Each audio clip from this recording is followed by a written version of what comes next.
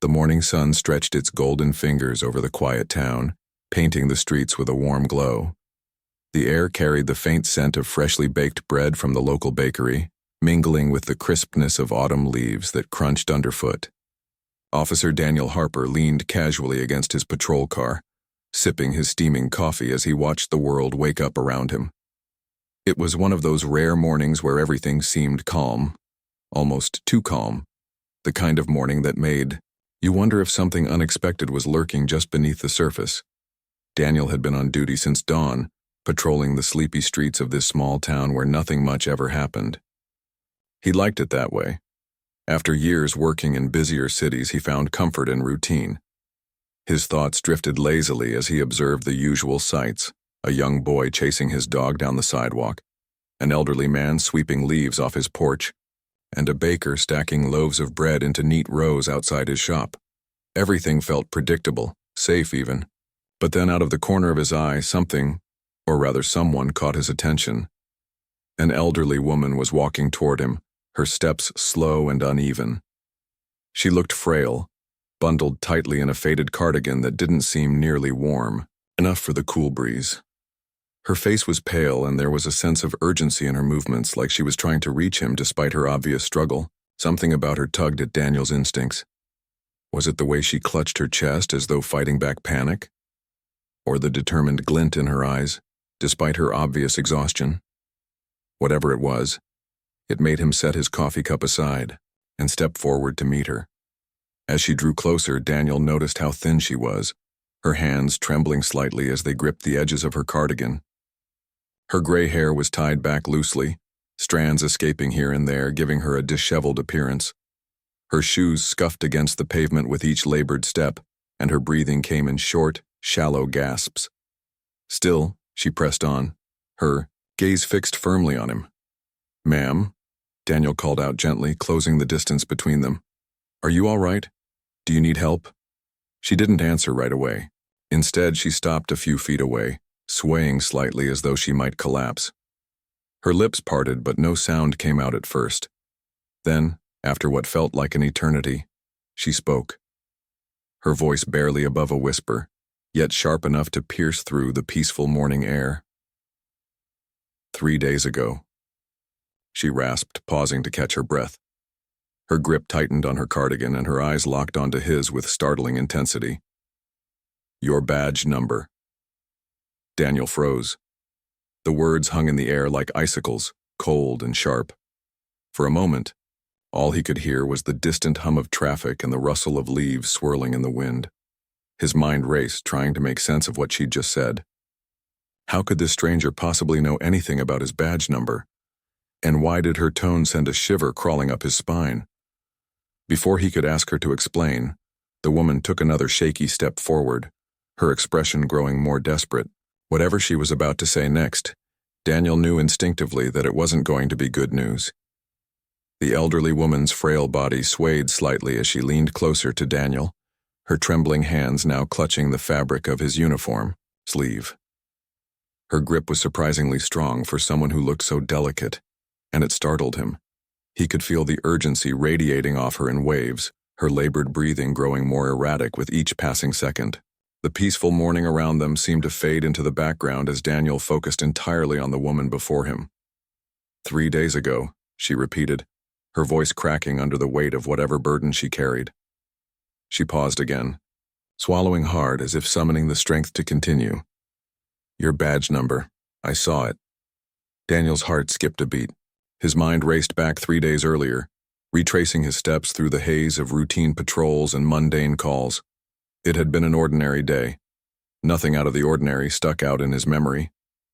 But then, like a flicker of lightning illuminating a dark sky, one specific moment came rushing back. The traffic stop. A young man speeding recklessly down Maple Lane, his car weaving dangerously close to pedestrians. Daniel had pulled him over, checked his license, and given him a stern warning before letting him go. It had been quick, uneventful, and forgettable, or so he thought. But now, staring into the woman's wide, tear-filled eyes, Daniel couldn't shake the feeling that this seemingly insignificant encounter held far greater significance than he'd realized. Why would she mention his badge number, and how did she even know about it? "Ma'am," Daniel said softly, trying to keep his tone calm despite the unease creeping up his spine. "Can you tell me what happened? How do you know about my badge?" Her lips quivered and she hesitated, glancing nervously over her shoulder, as though afraid someone might be watching. Then, with trembling fingers, she reached into the pocket of her cardigan and pulled out a crumpled photograph. The edges were worn, as if it had been handled many times, and the image itself was slightly blurred, but it was clear enough to send a jolt of recognition through Daniel. It was the same young man from the traffic stop. "This is him," she whispered hoarsely, pointing to the figure in the photo. Her hand shook so violently that Daniel instinctively reached out to steady it, taking the picture from her grasp. As he studied the image more closely, his stomach tightened. The young man wasn't alone in the photo. Two other figures stood beside him, their faces partially obscured by shadows. Behind them, barely visible but unmistakable, was a street sign, Maple Lane. Daniel's throat went dry. Maple Lane had been in the news recently, not just because of the traffic stop, but because of a string of burglaries that had left several residents shaken. Jewelry, cash, family heirlooms, all stolen in the dead of night while families slept unaware. No suspects had been identified yet, and the cases remained unsolved. Until now. "He's one of them," the woman murmured, her voice breaking. Tears spilled down her cheeks as she clutched Daniel's arm tighter. "I saw him, at my house." For a moment, the world around them seemed to stop. The distant hum of cars faded, the rustling leaves fell silent, and all Daniel could hear was the pounding of his own heartbeat. This frail, frightened woman standing before him wasn't just recounting some vague suspicion. She was describing something deeply personal, something terrifying, something that had clearly left its mark on her. "Please," she begged, her voice barely audible. "You have to believe me." Daniel didn't answer right away. His instincts screamed at him to trust her, but his training told him to remain cautious. Still, as he looked into her tear-streaked face, he couldn't ignore the raw desperation in her eyes. Whatever she was trying to tell him, it wasn't a lie. And deep down, he knew he couldn't turn away. Not when the pieces of the puzzle were beginning to fall into place. Daniel's mind was a whirlwind as he stared at the crumpled photograph in his hand. The young man from the traffic stop, now staring back at him from the grainy image, was no longer just a reckless driver who had gotten off with a warning. He was suddenly something much darker, much more dangerous. And the elderly woman clutching Daniel's arm wasn't some random passerby. She was a victim, someone who had lived through something terrifying and was now desperate for justice. "Ma'am," Daniel said gently, trying to steady his voice. "Can you tell me what happened? Start from the beginning." The woman took a shaky breath, her eyes darting around nervously as though afraid of being overheard. For a moment she seemed lost in thought, her frail body trembling even more than before. Then, with great effort, she began to speak, her words spilling out in fragments as if reliving the memory was too painful to bear. "It was 3 nights ago," she whispered, her voice trembling. "I was asleep in my bed when I heard noises downstairs. At first I thought it was the wind or maybe my cat knocking something over. But then I heard footsteps." She paused, swallowing hard, her grip tightening on Daniel's sleeve. "Heavy footsteps, not like mine. They were wrong." Daniel listened intently, his jaw tightening as she continued. "I got out of bed to check, thinking maybe it was one of my neighbors needing help. But when I reached the top of the stairs..." Her voice broke and tears welled up in her eyes again. "They were already inside, 3 men. They were taking things. My jewelry box, my husband's watch, money from the drawer. Everything we worked so hard for." Her hands covered her face as she sobbed quietly, the weight of those memories crushing her all over again. Daniel felt a pang of guilt for pressing her to recount such a harrowing experience, but he knew he needed every detail if he was going to help her. After a moment, she wiped her tears and forced herself to continue. "One of them saw me standing there," she said, her voice barely above a whisper. "He looked right at me and smiled. like he enjoyed scaring me. And then, he said something that made my blood run cold. She hesitated, her eyes locking onto Daniel's with an intensity that sent chills down his spine. "Remember my face," he said, as if he wanted me to know who ruined my life. Daniel's stomach churned. The casual cruelty of the words, the deliberate attempt to leave a lasting mark of fear, was sickening. He glanced down at the photograph again, studying the smirking face of the young man. There was something chillingly familiar about it now, not just because of the traffic stop, but because of the way the woman described him. Bold, unapologetic, cruel. "I didn't sleep after that night," she admitted, her voice shaking. Every sound made me jump. Every shadow felt like they were coming back for me. But when I saw you pull him over 2 days later, I thought maybe this was my chance to stop him, so I tried to tell someone. I went to the station and showed them the picture, told them what happened, but they didn't believe me. Her voice cracked with frustration and despair. They said I must have been mistaken, that I was imagining things. Daniel frowned, his chest tightening with anger, not at her, but at the system that had failed her. How could anyone dismiss a victim like this, especially someone as vulnerable as this elderly woman, whose courage had brought her here despite her fear? "I'm sorry you had to go through that," Daniel said firmly, his tone filled with resolve. "But I promise you, I'll look into this. I won't let them brush it aside." For the first time since their encounter began, a flicker of hope appeared in the woman's eyes. She nodded slowly, her grip on his arm loosening slightly. "Thank you," she murmured, her voice thick with emotion. "You're the only one who's listened." As Daniel guided her toward his patrol car to take her statement officially, he couldn't shake the image of the smirking young man from his mind. Something about this case felt bigger than just a burglary ring. It felt personal, urgent. And as he slid behind the wheel, preparing to head back to the station, he knew one thing for certain. He wouldn't rest until he uncovered the truth. At the station, Daniel escorted the elderly woman, Margaret Calloway, as he now knew her, to a small, quiet room where she could sit comfortably, while he began piecing together the information she had shared. Her frail hands clutched a tissue tightly, twisting it into knots as she recounted every detail of that horrifying night in her home. Though her voice wavered with emotion, there was no mistaking the clarity in her words or the determination in her eyes. She wasn't just seeking help. She was fighting for justice, and Daniel couldn't ignore the weight of her resolve. As Margaret spoke, Daniel jotted down notes, his pen moving quickly across the page. He asked careful questions, guiding her gently through the timeline of events, without overwhelming her. Each answer brought him closer to understanding the gravity of what she had endured, and the danger these men posed to others if they weren't stopped.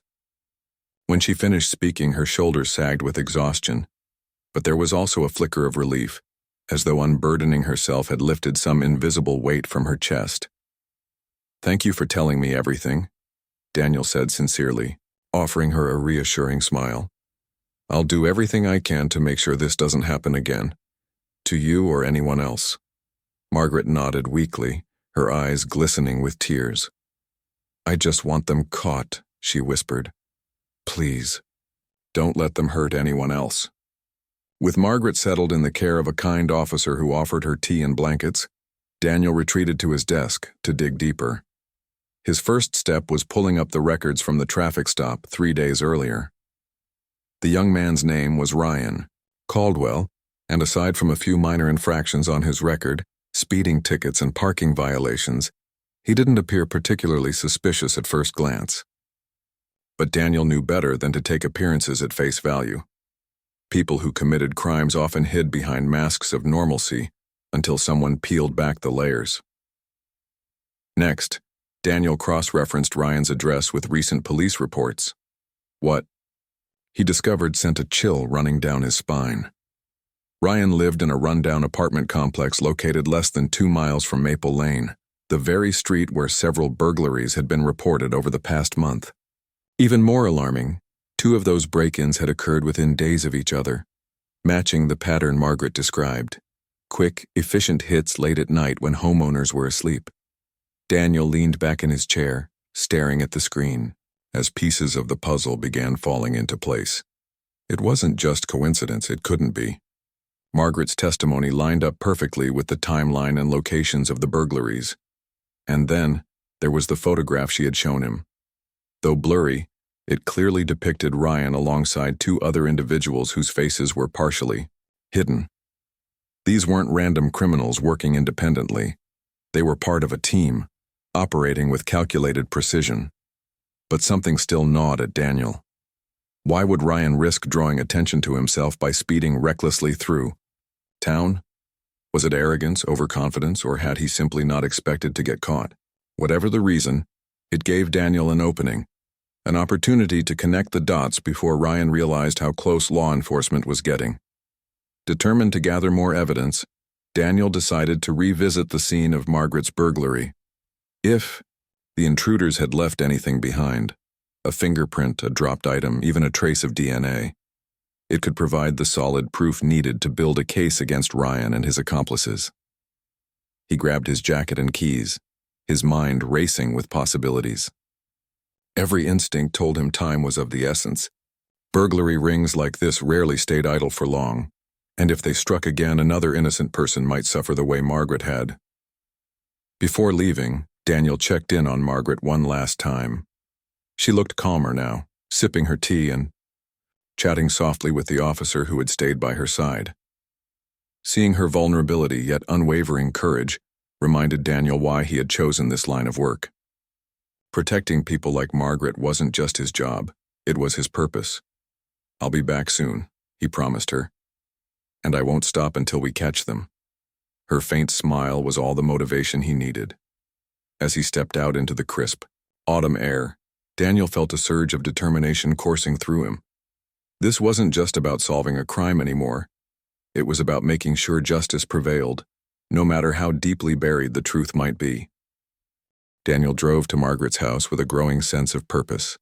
The quiet neighborhood seemed peaceful now, but he couldn't shake the image of what it must have looked like 3 nights ago. Darkness pierced by the sound of hurried footsteps, and the chaos of strangers invading a place that should have been safe. As he parked in front of her modest home, his eyes scanned the exterior for any signs of forced entry. Sure enough, there was damage near the back door, a splintered frame where someone had clearly broken in. He stepped out of his car, pulling on gloves as he approached the house. Margaret had mentioned that the burglars had ransacked her belongings, so he wasn't surprised when he entered and found disarray everywhere. Drawers were pulled out, their contents scattered across the floor. Picture frames lay face down on tables and cushions from the couch had been tossed aside. It was a scene of violation, one that spoke volumes about the intruder's carelessness and greed. As Daniel moved through the rooms, he carefully examined every detail, hoping to find something overlooked during the initial sweep. His training kicked in, guiding him methodically through each space. In the bedroom, he noticed faint scuff marks on the carpet near the dresser, likely made by heavy boots dragging jewelry boxes off the surface. He knelt down, inspecting closely, and spotted a small glint tucked beneath the edge of the nightstand. Carefully, he reached under and retrieved it, a thin silver chain with a tiny pendant shaped like a star. It didn't look valuable, but Daniel knew better than to underestimate sentimental items. This could belong to Margaret, or worse, it might be evidence linking the burglars to another victim. He bagged it carefully, marking it for further analysis later. In the living room, his attention shifted to a shattered glass cabinet. Fragments of broken glass sparkled on the floor, surrounding an empty spot where Margaret's husband's prized watch used to sit. Beside the shards, Daniel spotted something else, a crumpled receipt bearing the name of a local pawn shop. His pulse quickened. If the burglars had tried to sell stolen goods, this could lead him straight to them. But it wasn't just physical evidence that caught Daniel's eye. It was the lingering feeling of invasion. Every overturned drawer, every discarded item told a story of fear and loss. Margaret hadn't just lost possessions. She'd lost her sense of security, her peace of mind. And standing here among the remnants of her life, Daniel felt a renewed determination to bring those responsible to justice. After finishing his search, Daniel returned to the station, his mind buzzing with possibilities. He placed the chain and receipt into evidence bags, then turned his focus back to Ryan Caldwell. Using the address listed in the traffic stop report, he decided to pay Ryan a visit, not officially yet, but enough to gather more information. A casual observation might reveal whether Ryan was acting suspiciously or hiding something. When Daniel arrived at the apartment complex, he parked a block away and observed from a distance. Ryan's unit was on the second floor, its windows partially covered by blinds. There was no immediate activity, but Daniel noticed a black sedan parked nearby with fresh mud caked along its tires. Odd for a residential area in such a tidy town. He snapped photos discreetly, documenting anything that seemed out of place. Back at the station, Daniel reviewed everything he had gathered: Margaret's testimony, the photograph, the damaged door frame, the silver chain, the pawn shop receipt, and now the mysterious car. Each piece of evidence pointed toward a larger operation involving multiple people working together, but connecting all these dots would require patience and collaboration with other officers. That evening, Daniel sat at his desk, staring at the growing file before him. He thought about Margaret, her trembling hands and tear-filled eyes, and how she had trusted him to listen when no one else would. For the first time in weeks, he felt a fire ignite within him. A drive not just to solve cases, but to protect those who couldn't protect themselves. "I won't let you down," he murmured softly, almost as if speaking directly to Margaret. The next morning, Daniel requested backup and began drafting a plan to confront Ryan Caldwell. He didn't know exactly what awaited him, but one thing was certain. He was closer than ever to unraveling the truth and ensuring that justice prevailed. The next morning, Daniel arrived at the station early, his mind racing with plans and possibilities. The file on his desk had grown thicker overnight, filled with notes, photographs, and evidence that painted an increasingly clear picture of Ryan Caldwell's involvement in the burglary ring. But while the pieces were coming together, Daniel knew he needed more than circumstantial evidence to make an arrest. He needed proof, something undeniable that would tie Ryan directly to Margaret's case and the other break-ins. He gathered a small team of trusted officers, briefing them on the situation as they stood around the conference table. "We've got a lead," Daniel began, his voice steady but firm. "This guy, Ryan Caldwell, matches the description from multiple reports, including Margaret Calloway's. His address is close to several crime scenes, and we've found potential connections to stolen goods being sold at a local pawn shop."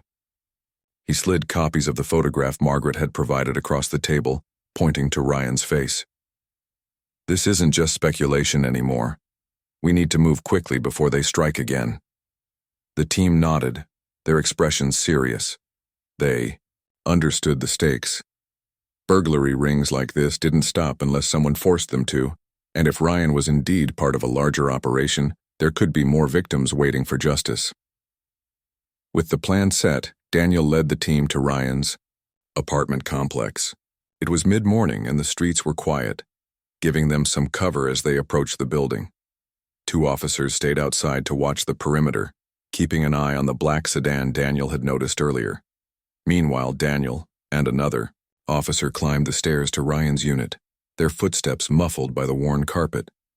When they reached the door, Daniel knocked firmly, announcing themselves. "Police, open up!" There was no immediate response, but after a few tense seconds, the sound of shuffling came from inside. The door cracked open slightly, revealing Ryan's face, a mix of surprise and suspicion etched into his features. "Yeah? What do you want?" Ryan asked, trying to sound casual but failing to hide the nervous edge in his voice. "We'd like to ask you a few questions," Daniel replied calmly, holding up his badge. "Mind if we come in?" Ryan hesitated, glancing over his shoulder as though weighing his options. Finally, with a reluctant shrug, he stepped aside to let them in. The apartment was cluttered, but not unusually so. Dirty dishes piled on the counter, clothes strewn across the couch, and a faint smell of stale air lingering throughout. At first glance, nothing seemed out of place. But Daniel's trained eyes caught subtle details. A duffel bag tucked under the coffee table, its zipper partially undone. a stack of electronics on the dining table that looked suspiciously new, and a pair of muddy boots near the door, matching the tread pattern Daniel had seen in Margaret's house. As the second officer kept Ryan occupied with basic questions about his whereabouts over the past week, Daniel moved cautiously around the room, pretending to observe while discreetly scanning for anything incriminating. When he reached the duffel bag, he crouched down and peeked inside. His heart skipped a beat. Nestled among random items were pieces of jewelry, watches, and even a framed photo, the kind of sentimental objects burglars often overlooked unless they were desperate or careless. "Hey, what are you doing?" Ryan snapped, his tone shifting from nervous to defensive. Daniel straightened slowly, meeting Ryan's gaze with a calm but piercing stare. "Just looking around," he said evenly. "You mind telling me where you got these?" Before Ryan could answer, one of the officers called out from the bedroom, "Sir, you'll want to see this." Daniel followed the voice, finding the officer holding up a plastic bin filled with more stolen goods, cash, credit cards, and personal items still bearing labels from different households. Among them was a delicate silver chain with a star-shaped pendant. Daniel recognized it instantly. It was the same necklace he'd found at Margaret's house. "Looks like we've got enough to bring him in," Daniel said quietly, his jaw tightening. Turning back to Ryan, who now looked pale and panicked, he added, "You're under arrest." Within minutes, Ryan was handcuffed and escorted out of the apartment, protesting loudly but futilely. A search warrant allowed the team to comb through the rest of the unit, uncovering even more evidence linking Ryan and his accomplices to the string of burglaries. By the time they finished, the case against him was undeniable. Later that day, Daniel returned to the station, feeling a mixture of relief and resolve. Justice was within reach, but he knew the work wasn't done yet. As he prepared to inform Margaret of the breakthrough, he couldn't help but reflect on how far they'd come since that fateful morning when she stumbled toward him, trembling and desperate. Her courage had sparked this investigation, and her trust had kept it moving forward. She believed in us, Daniel thought to himself, and now we've got her back. The following day, Daniel arrived at the station with a renewed sense of purpose. The evidence against Ryan Caldwell had been overwhelming: stolen jewelry, electronics, cash, and even Margaret's silver chain. But what truly solidified the case were the fingerprints found on several items. They matched not only Ryan's, but also two other men who had been identified as frequent visitors to his apartment. With arrest warrants issued for all three suspects, Daniel led a coordinated effort to bring them in. The raid on Ryan's accomplices' residences was swift and efficient. Officers moved in simultaneously, ensuring none of the suspects could warn the others or destroy evidence. At one house, they discovered a cache of stolen goods stacked haphazardly in the garage, including heirlooms and keepsakes that victims had reported missing weeks earlier. In another, they found tools used for breaking locks and prying open windows, a damning collection that left no room for doubt about their involvement. By the end of the operation, all three men were in custody, handcuffed and silent as officers read them their rights. Their cocky demeanor from days before had vanished, replaced by wide-eyed fear as reality set in. Each man was taken to separate interrogation rooms, where detectives began piecing together confessions. It wasn't long before cracks started forming in their defenses.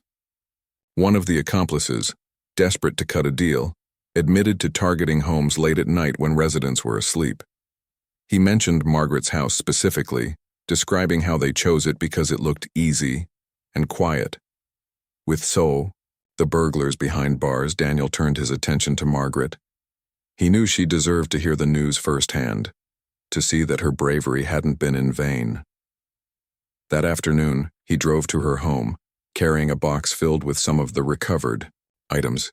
When she opened the door, her face lit up with cautious hope, though her eyes still carried traces of the trauma she'd endured. "Officer Harper," she said softly, clutching the edge of her cardigan. Did you find anything?" Daniel smiled warmly, stepping inside. "We did more than that, Margaret. We caught them, all three of them. They're in custody now, and we've recovered a lot of what they took." He placed the box gently on her kitchen table, opening it to reveal her husband's watch, family photographs, and the silver chain with the star-shaped pendant. Tears welled up in Margaret's eyes as she sifted through the contents, her hands trembling as she held each item close. "I can't believe it," she whispered, her voice choked with emotion.